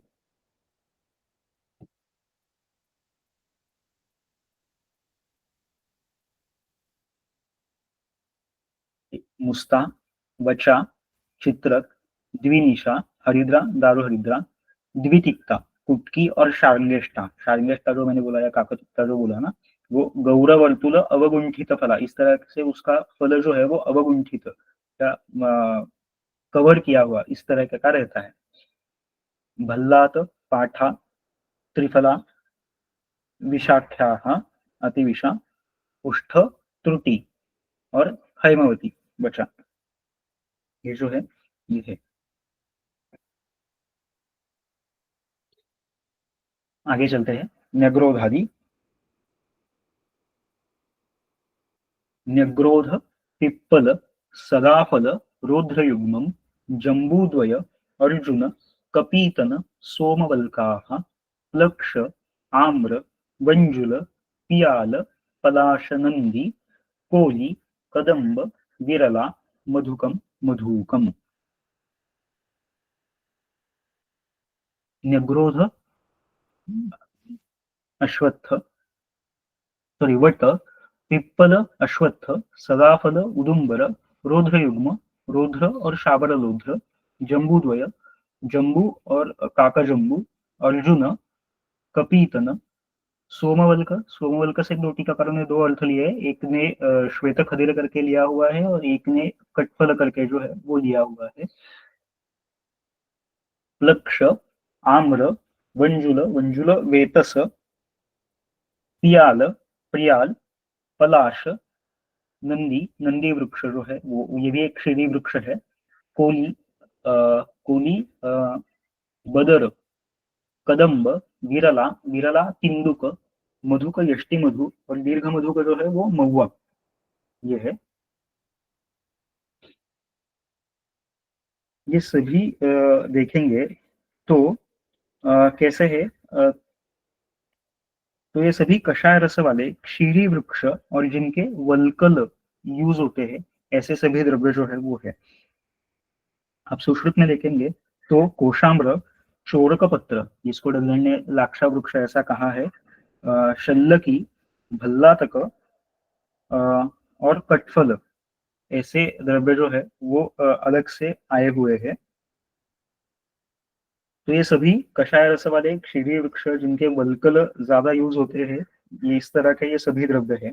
इसमें भी देखेंगे तो बाकी सभी द्रव्य मिलते हैं नहीं मिलते हैं, लेकिन पंचवल्कल जो है वो तो डेफिनेटली मिल जाते हैं। वो भी पंचवल्कल जो है वो आए हुए हैं और ये पंचवल्कलों का सिद्ध जल और ये जो है ये बहुत बड़े पैमाने पे अलग अलग अवस्थाओं में अलग अलग जगह पे जो है वो इस्तेमाल जो है वो किया जाता है।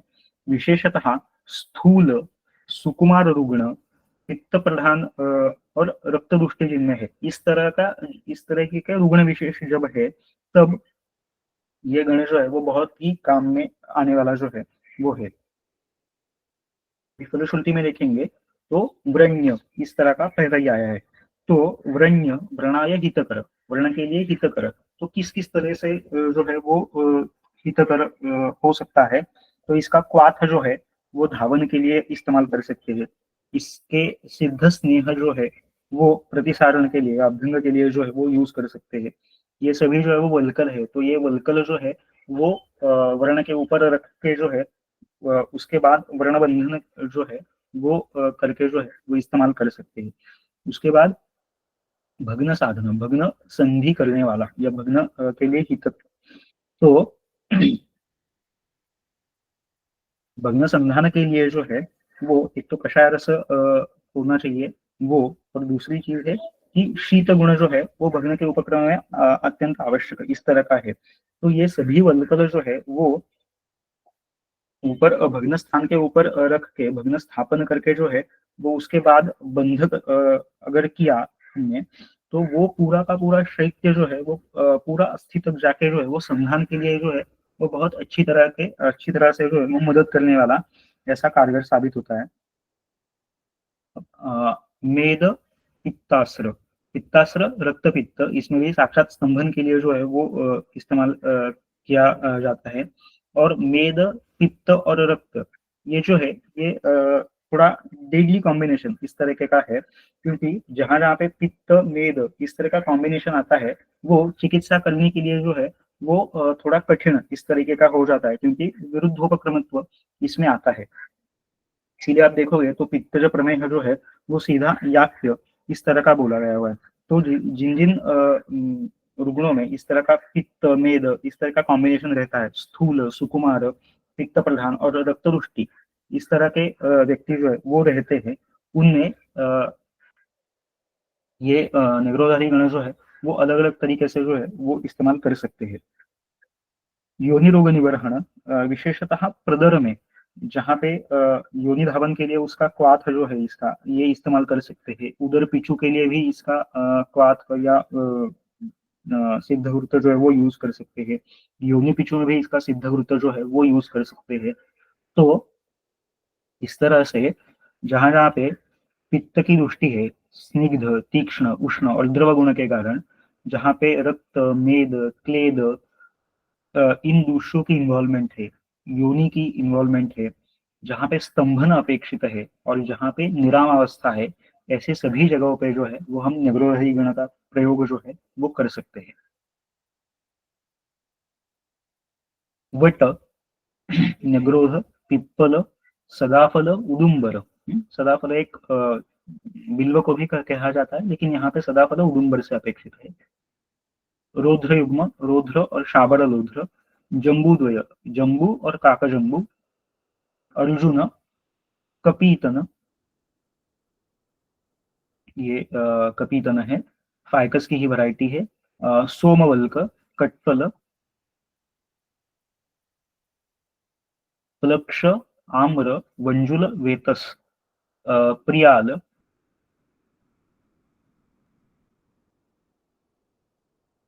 नंदी, कोली, कदम्ब, विरला, तिंदुक और मधुक भी देखेंगे। तो इसकी क्या क्या कल्पनाएं जो है वो आई हुई है। तो इसका क्वाथ जो है वो पित्त प्रधान अवस्था में निरूह के लिए आया हुआ है। पित्तज में हमें आस्थापन के लिए भी निग्रोधारी का क्वाथ जो है वो आता है। नीलमेह जो है पित्तज में है, उसमें भी इसका क्वाथ जो है वो साक्षात प्राणार्थ के लिए आया हुआ है। पित्तज उदर में आस्थापन के लिए इसका क्वाथ जो है वो आया हुआ है। पित्तज विद्रधि में भी धावन के लिए निग्रोधरी गण का इस्तेमाल जो है वो किया हुआ है। भग्न में बंधन करने के बाद जब बंध छोड़ेंगे तो उसके बाद सेक करने के लिए जो है वो ये निग्रोधरी का इस्तेमाल जो है वो किया गया हुआ है।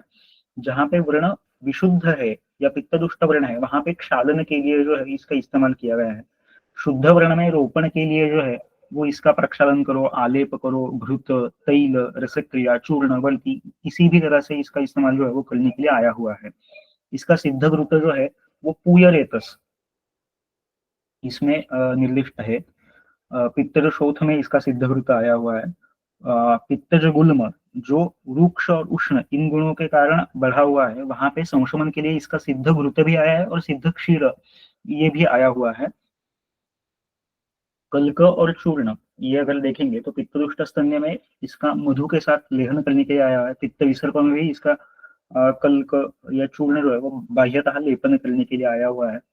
इसका सिद्ध तेल जो है वो दाह ज्वर में दाह शमन के लिए आया हुआ है। यक्ष्मा में जहाँ पे यक्ष्मा है या धातुक्षय है और रक्तदुष्टि है, वहां पे अभ्यंग के लिए जो है वो इसका इस्तेमाल जो है वो कर सकते हैं। पित्तर शोथ में जहाँ पे तृष्णा दाह मोह इस तरह के लक्षण है, वहां पे भी इसका सिद्ध क्षीर जो है वो आया हुआ है। कुष्ठ में देखेंगे तो इसकी निग्रोधारी की अयस्कृति जो है वो आई हुई है। आगे चलते हैं।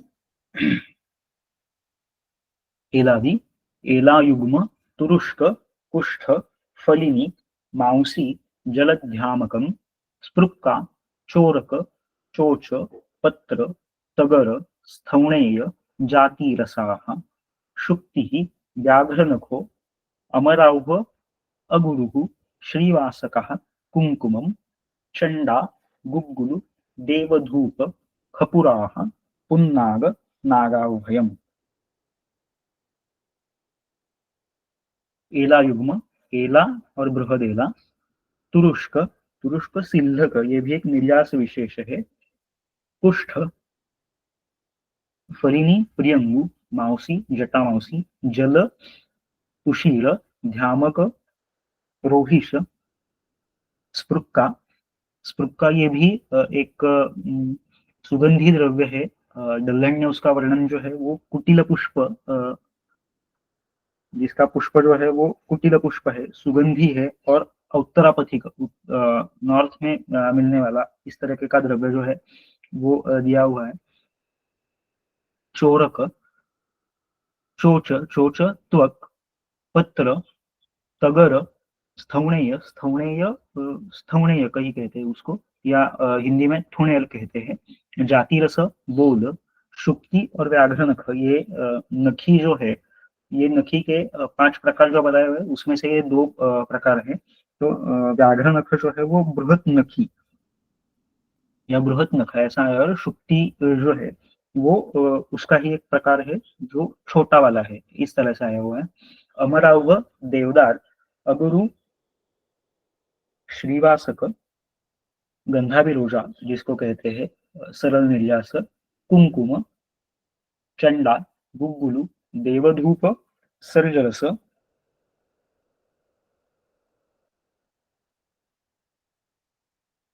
सर्जरस या राल, और खपुर। खपुर जो है वो शल्लकी का निर्यास जो है वो आया हुआ है। पुन्नाग और नागाभय, नागकेशर। तो इसकी फलश्रुति क्या है? तो एलादिको वात कफौ विषंच विनियच्छति वर्ण प्रसादन कंडु पिटिका कोठनाशन। दोषों के ऊपर क्या क्या काम करेगा? तो कफ और वात, उसमें भी शीत, स्निग्ध और गुरु, इन गुणों से अगर कफ प्रकोपित है, शीत और सूक्ष्म गुणों के कारण वायु का प्रकोप है, तो ये जो है एलादि बहुत अच्छा काम करेगा। ये सभी द्रव्य जो है, ये अगर देखेंगे इसमें कॉमन, तो ये कैसे है? तो ये सभी सुगंधी है, सूक्ष्म है और उष्ण है। और रसतः देखेंगे तो कटुतिक्त रस वाले हैं, और रक्षोघ्न है, धूप में यूज होने वाले धूपन द्रव्य, ये बहुत ज्यादा देखने को मिलते हैं। इसका साउथ इंडियन कंपनीज जो है उनका इसका एलादी तेल और एलादी हेयर तेल, नारियल का तेल जो है वो मार्केट में अवेलेबल है। ये कहाँ कहाँ पे ये द्रव्य आते हैं? तो जहाँ पे पूतना ग्रह बाधा है वहां पे धूपनाल के इसमें से कुछ द्रव्य आते हैं। महासुगंधी अगध है, विश्व चिकित्सा में आएगा, उसमें इसके कुछ द्रव्य जो है वो आते हैं। या वातघ्न है, तो वातघ्न जो तेल आए हुए हैं, रासना तेल है, बला तेल है, तो उसमें जिनकी फलश्रुति में अनिल आरती, वायु की वेदना विशेषतः कम करने वाले इस तरह की जिनकी फलश्रुति है, वहां पे भी कल के स्वरूप में ये बहुत सारे द्रव्य जो है वो आते हैं। या मुख रोग है, दंतहर्ष, दंत चाल, इस तरह के वात प्रधान मुख रोग जो है वहां पे भी इसमें कुछ द्रव्य जो है वो गंडूष के लिए आते हैं। तो कफ स्थान है, जहाँ पे जहाँ पे सूक्ष्म स्रोतस है, वहां पे अगर कुछ व्याधि हुआ है तो ये द्रव्य जो है वो इस्तेमाल कर सकते हैं। लेकिन ये द्रव्य इस्तेमाल करते वक्त एक चीज हमेशा ध्यान में रखनी है कि एकांतिक कफवात है, पित्तानुबंध कभी कहीं पर भी नहीं है, तभी जो है ये इलादीगण जो है वो यूज कर सकते हैं। अगर यहाँ पे फलश्रुति में कोठ है, इसका विचार करके अगर पित्तानुबंध है या विदाह सेवन करने की आदत जिनको है, ऐसे व्यक्तियों में अगर इसका इस्तेमाल किया तो इसके दुष्परिणाम देखने को मिल सकते हैं। कुष्ठ में भी, जहाँ पे वात कफ प्रधान कुष्ठ है, वहां पे प्रतिसारण के लिए इसका तेल का प्रयोग जो है वो करते हैं। कर्ण रोगों में धूपन के लिए इसकी वर्ती जो है वो बनाकर इस्तेमाल जो है वो कर सकते हैं। ये वर्ण्य भी है, वर्ण प्रसादन करने वाला है, तो इसके चूर्णों का बाह्यतः लेप जो है ये भी कर सकते हैं। विषम च विनियच्छति, ऐसा एक आया हुआ है, तो विष जो है यहाँ पे कुछ कीटदंश हुआ है और उसके बाद कंडू, कोठ और बहल, इस तरह का कोठ या इस तरह का उत्पत्ति हुई है, तो वहां पे एलादी जो है वो बहुत अच्छा काम जो है वो करेगा। एला युग्म, एला और बृहदेला, तुरुष्क, मावसी, जल, उशीर, ध्यामक, रोहिष, कुष्ठ, चोरक, त्वक और पत्र, चोच और पत्र,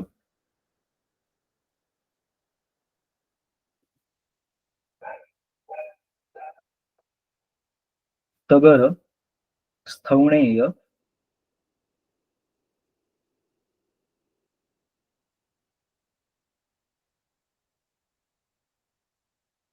चोरक, ये जो है ये श्रीवासक, गंधाभिरोजा जो है, सरल का निर्यास ये है, गुग्गुलु ये राल है, पुन्नाग, देवदारू, अगुरु, प्रियंगु,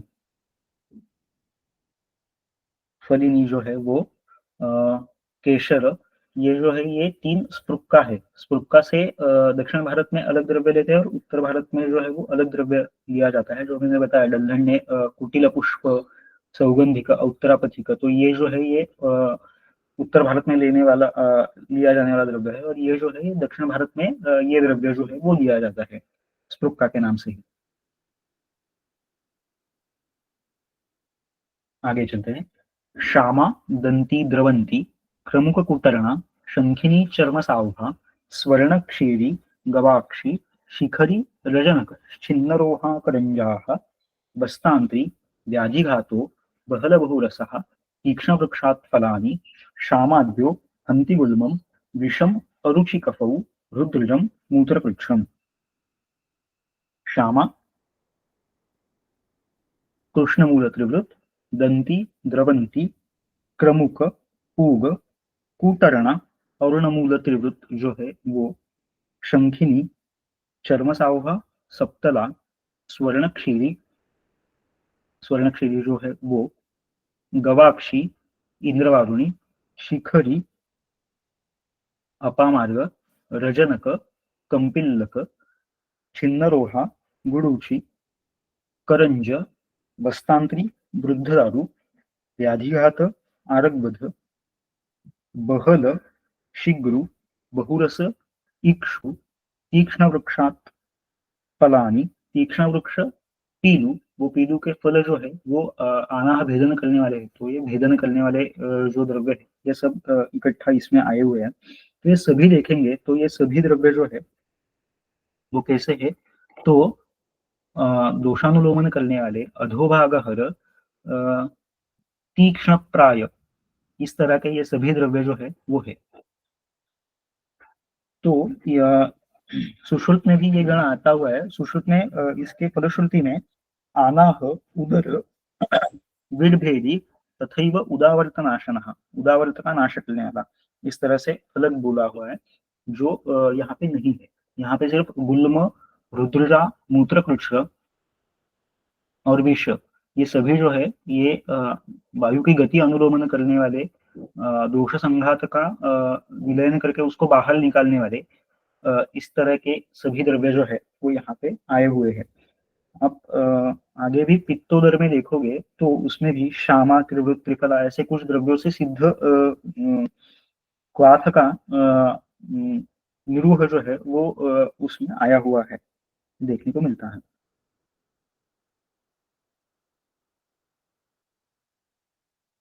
ये रजनक है, ये त्रिवृत है, दोनों तीक्ष्ण वृक्षात फलानी, तीक्ष्ण वृक्षों के फल जो है वो है, और ये बस्तांत्री, वृद्ध दारू जो है वो है। त्रयस्त्रिंशत् इति प्रोक्ताः वर्गाः तेषु तु अलाभतः युञ्जात् तद्विधमन्यच्च द्रव्यं जह्यात् अयौगिकम् इति त्रयस्त्रिंशत् वर्गाः प्रोक्ताः। अभी तक यहाँ पे 33 गण जो है या वर्ग जो है वो बताए गए हुए हैं। उसमें से अगर कुछ नहीं मिल रहा है, तेषु तु अलाभतः, अलाभतः कुछ नहीं मिल रहा है, तो तद्विधम अन्यत द्रव्यम युंजात, उसी तरह उसी गुण समुच्चय वाला या उसी कर्म सामान्य वाला अन्य द्रव्य जो है उसका इस्तेमाल जो है वो करने का निर्देश जो है वो यहाँ पे दिया गया हुआ है। और ये गण है उसमें से अवेलेबल है, लेकिन वैद्य बुद्धि को हमें वो अगर यौगिक है ऐसा नहीं लग रहा है, तो वो छोड़ने का स्वातंत्र जो है वो भी हमें इस सूत्र के द्वारा जो है वो मिलता है।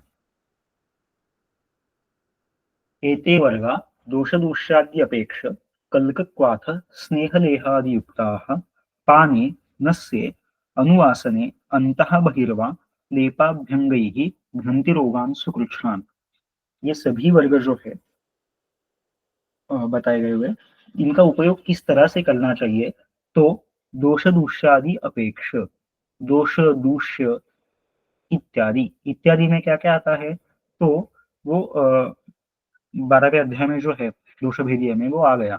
दुष्यम देशम बलम कालम अनलम प्रकृतिम वयः सत्वम सात्म्यम तथा आहारम अवस्थाश्च पृथक विधाः सूक्ष्म सूक्ष्म समीक्षेषाम दोष औषध निरूपणे। औषध निरूपण के लिए भी ये सभी 10-12 चीजें जो है वो देखनी है। तो दोष दूष्यादि, उसमें काल है, बल है, अनल है, प्रकृति है, वय है, ये सभी देख के जो है वो इसमें से आपको कौन सा द्रव्य यौगिक है वो लेना है, कौन सा द्रव्य अयौगिक है उसको त्याग करना है, ये लिबर्टी दी हुई है। तो इसका इस्तेमाल किस तरह से करना है, तो दोष दूष्यादि अपेक्ष किस तरह से करना है, अभी कल्पनाएं कौन कौन सी यूज कर सकते हो आप।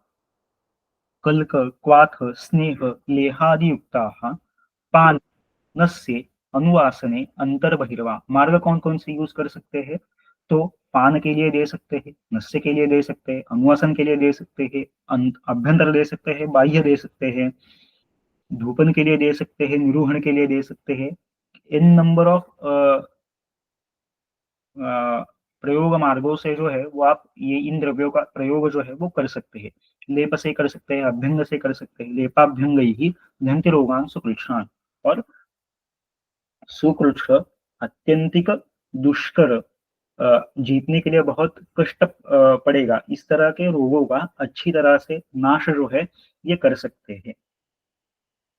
इति श्री वैद्यपति सिंहगुप्त सूनु श्रीमद्वाग्भट विरचितायाम अष्टांग हृदय संहितायाम सूत्र स्थाने शोधनादिगण संग्रहो नाम पंचदशोऽध्यायः। तो ये जो है ये शोधनादिगण संग्रह अध्याय जो है यहाँ पे खत्म होता है। लास्ट में सिर्फ इतना ही बताना चाहूंगा, ये शोधनादिगण संग्रह है या महाकषाय वाला जो अध्याय है, ये दोनों अध्याय जो है ये वैद्य बुद्धि के लिए खाद्य है। मैंने अभी जितना बताया उतना ही है ऐसा नहीं है। ये वैद्यों को या वैद्य बुद्धि को जो है या वैद्यों के योजना के लिए जो है चैलेंज देने वाले अध्याय जो है वो है।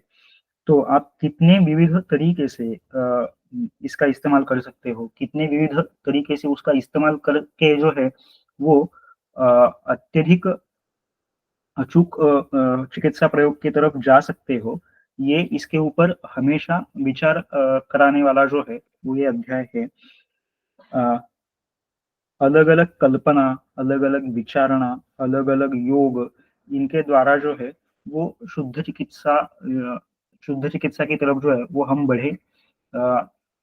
इसके लिए ये अध्याय हमें निरंतर पढ़ने का और उसके ऊपर सोचने का जो है वो अवसर प्रस्तुत करे। इसी के साथ यहाँ पे रुकता हूँ। संयोजकों ने मुझे इस अध्याय के ऊपर बोलने के लिए दिया, इसलिए उनका भी धन्यवाद। धन्यवाद। किसी को कुछ शंका है तो पूछ सर, सकते हैं। आपके इस बहुमूल्य और विशेष मार्गदर्शन के लिए आपका बहुत बहुत धन्यवाद। श्रोतोगण में से अगर किसी को कोई शंका है तो वो उपस्थित कीजिए।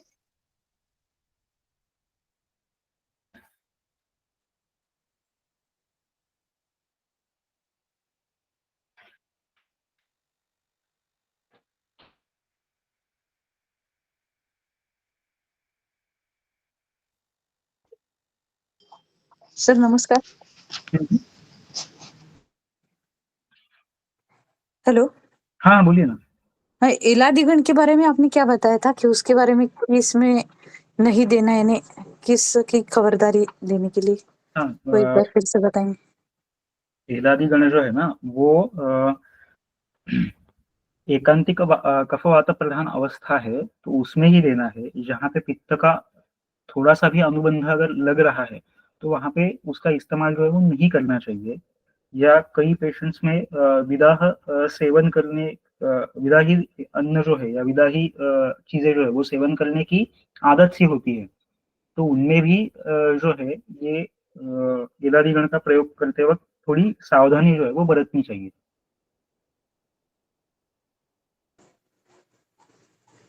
पर सर हम तो यानी बहुत बार जो पित्त चिकास है उसमें एलादीवटी देते हैं। नहीं नहीं, वो इलादी वटी अलग है ना। ये हाँ हाँ इलादी गण के बारे में चल रही है। वो इलादी वटी या इलादी कुटी जो है वो अलग है। वो कास या गण। एक अधिकरण में आई हुई वो अलग है। हम्म। धन्यवाद। Sir, hello. हाँ हाँ। सर, ये जो भी गण संग्रह के प्लांट्स हैं, इनकी बॉटनिकल आइडेंटिटी एक जगह पे कंपाइल्ड मिले, ऐसा कुछ रेफरेंस है क्या? बोटानिकल आइडेंटिटी मैंने जानबूझ के यहाँ पे वो दिया नहीं था, क्योंकि ये मुझे द्रव्यों के हिसाब से नहीं तो मतलब प्रयोग विज्ञान के हिसाब से ही ये करना था, इसलिए मैंने जानबूझ के दिखाई नहीं थी किसी के भी ये। लेकिन ये मिल जाएगा कहीं पे भी, ये बहुत डिफिकल्ट नहीं है। सर, कोई बुक इसकी रेफरेंस के लिए? देखनी पड़ेगी बुक, तो मुझे देखनी पड़ेगी। सर, या कोई क्लास अरेंज हो पाए इस चीज के लिए भी तो। देखते हैं। Okay sir.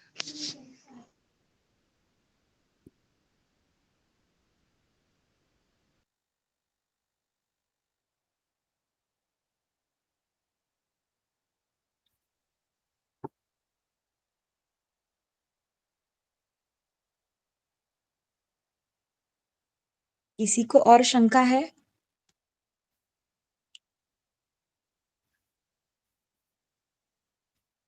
नमस्ते सर.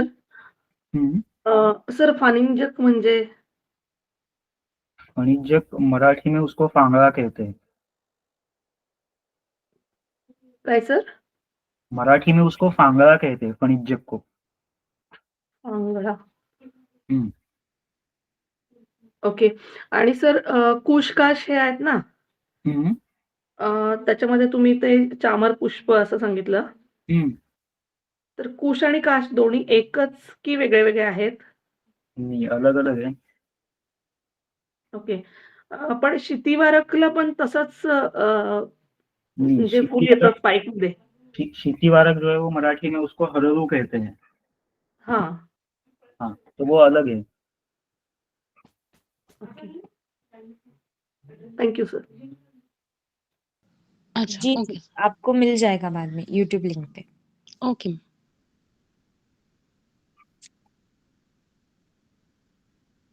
धन्यवाद सर। तो आज का सत्र यहीं पे हम समाप्त करते हैं। आगे की सत्र की जानकारी आपको व्हाट्सएप ग्रुप पे मिल जाएगी।